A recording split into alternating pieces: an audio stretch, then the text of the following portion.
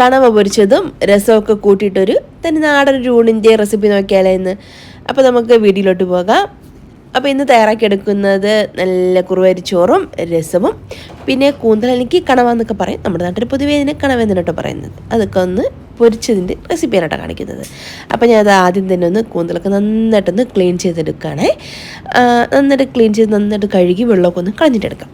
ഇനി നമുക്കിതിലേക്ക് ആവശ്യത്തിന് ഉപ്പും 1/2 ടീസ്പൂണോളം മഞ്ഞൾപ്പൊടിയും പിന്നെ 1 ടീസ്പൂൺ പെരിഞ്ജീരകത്തിൻ്റെ പൊടിയും 1 ടീസ്പൂൺ മുളക് പൊടി. അധികം എരിവ് ചേർക്കണ്ട കേട്ടോ. കൂടുതൽ നമ്മൾ എരിവ് പിടിക്കാത്തൊരു മീനാണ് ഈ ഒരു ഫിഷ് എന്ന് പറയുന്നത്.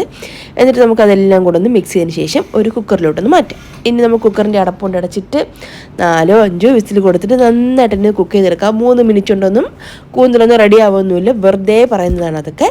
അപ്പോൾ അതൊന്ന് റെഡിയായി വരട്ടെ. ആ ഒരു ടൈം കൊണ്ട് നമുക്ക് ഇഞ്ചി, വെളുത്തുള്ളി, പച്ചമുളകൊക്കെ ഒന്ന് ക്ലീൻ ചെയ്തൊന്ന് നന്നായിട്ടൊന്ന് ചതച്ചൊന്ന് മാറ്റി വയ്ക്കാം.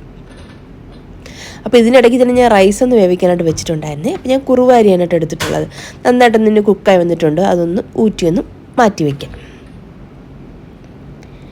ഇനി നമുക്ക് രസം തയ്യാറാക്കി എടുക്കാനായിട്ട് ഇപ്പോൾ ഞാൻ മൺചട്ടിയിൽ വെക്കുന്നതുകൊണ്ട് തന്നെ പെട്ടെന്ന് ചൂടാകുമ്പോൾ പെട്ടെന്ന് നമ്മൾ ചൂടാക്കി എടുക്കുന്ന സമയത്ത് കടുക് പൊട്ടിക്കാനുള്ള ഒരു പുറന്തേനെ അതിന് കാണില്ല, പെട്ടെന്ന് ചെയ്യാനായിട്ട് പറ്റില്ല. അപ്പോൾ നമ്മൾ തീ കുറച്ച് സമയം വെച്ചിരിക്കുകയാണെന്നുണ്ടെങ്കിൽ ചൂടാക്കി കിട്ടും. അപ്പോൾ എനിക്ക് അതിനുള്ള ടൈം ഇല്ലാത്തതുകൊണ്ട് ഞാൻ വേറൊരു പാത്രത്തിൽ കുറച്ച് വെളിച്ചെണ്ണ ഒഴിച്ചിട്ട് കടുക് പൊട്ടിച്ച് ഞാൻ ഒരു മൺചട്ടിയിലോട്ടൊന്ന് മാറ്റിയിട്ടുണ്ട്.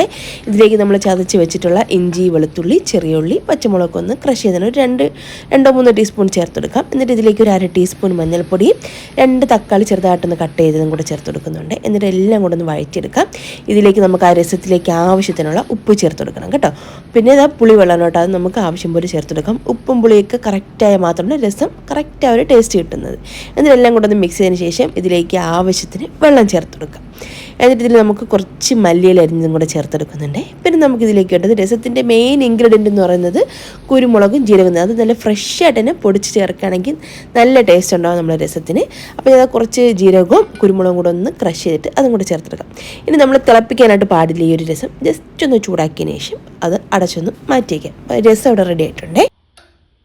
നമുക്ക് അവർ കണവ ഫ്രൈ എങ്ങനെയാണ് ചെയ്തെടുക്കുന്നത് നോക്കാം. അപ്പോൾ ഇതിൻ്റെ പ്രഷറൊക്കെ തന്നെ ഒന്ന് പോയതിന് ശേഷം ഞാൻ അത് അടപ്പൊന്ന് മാറ്റാൻ കേട്ടോ. ഒരു 4-5 വിസിൽ കൊടുത്തിട്ടുണ്ട്. നന്നായിട്ടൊന്ന് കുക്കായിട്ടുണ്ടോ നോക്കാം നമുക്ക്. അതിനുശേഷം മാത്രം നമുക്ക് ഇതിലേക്ക് കുറച്ച് വെള്ളം ഒന്ന് വന്നിട്ടുണ്ട്. നമ്മൾ വെള്ളം ഒന്നും ചേർക്കാതെ തന്നെ അത്യാവശ്യം വെള്ളം ഉണ്ടായിരുന്നു, അത് ജസ്റ്റ് ഒന്ന് വറ്റിച്ചെടുക്കാം. ഇനി ഞാൻ അത് വേറൊരു കടായി ഒന്ന് അടുപ്പത്ത് വെച്ച് കൊടുത്തിട്ടുണ്ട്.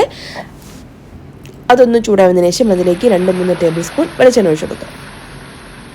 എന്നിട്ട് നമ്മൾ നേരത്തെ വേവിച്ച് മാറ്റിച്ചിട്ടുള്ള ഒരു കണവ ചേർത്ത് കൊടുക്കാം. എന്നിട്ട് ഒരു 2 ടേബിൾ സ്പൂൺ ഇഞ്ചി, വെളുത്തുള്ളി, പച്ചമുളക് കുറച്ച് മതിയെ, ചെറിയ ഉള്ളി എല്ലാം കൂടെ ഒന്ന് ചതച്ചെടുത്താണ് കേട്ടോ.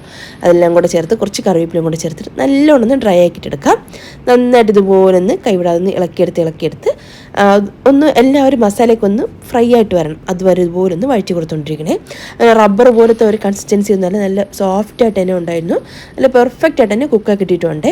അപ്പോൾ പലരും വന്ന് കമൻറ്റ് ഇടുന്നുണ്ടായിരുന്നു ഇങ്ങനെ ഒരു റീൽസ് ഇട്ട സമയത്ത് റബ്ബർ പോലെ ആയിക്കാണ്. അങ്ങനെ റബ്ബർ പോലെ ഒന്നായിട്ട് നല്ല സോഫ്റ്റായിട്ട് തന്നെ ഉണ്ടായിരുന്നു. പിന്നെ ഞാൻ അതിൻ്റെ കൂടെ തന്നെ കുറച്ച് അരിപ്പപ്പടം കൂടെ ഒന്ന് ഫ്രൈ ചെയ്തെടുക്കുന്നുണ്ട് കേട്ടോ. അപ്പോൾ നമ്മുടെ ഊണ് ഇവിടെ റെഡിയാണ്. കുറുവരിച്ചോറും പിന്നെ ഇതാ രസവും പിന്നെ അതുപോലെ തന്നെ ആ ഒരു കണവ പൊരിച്ചത്. അപ്പോൾ നല്ല സൂപ്പർ കോമ്പിനേഷനാണ്.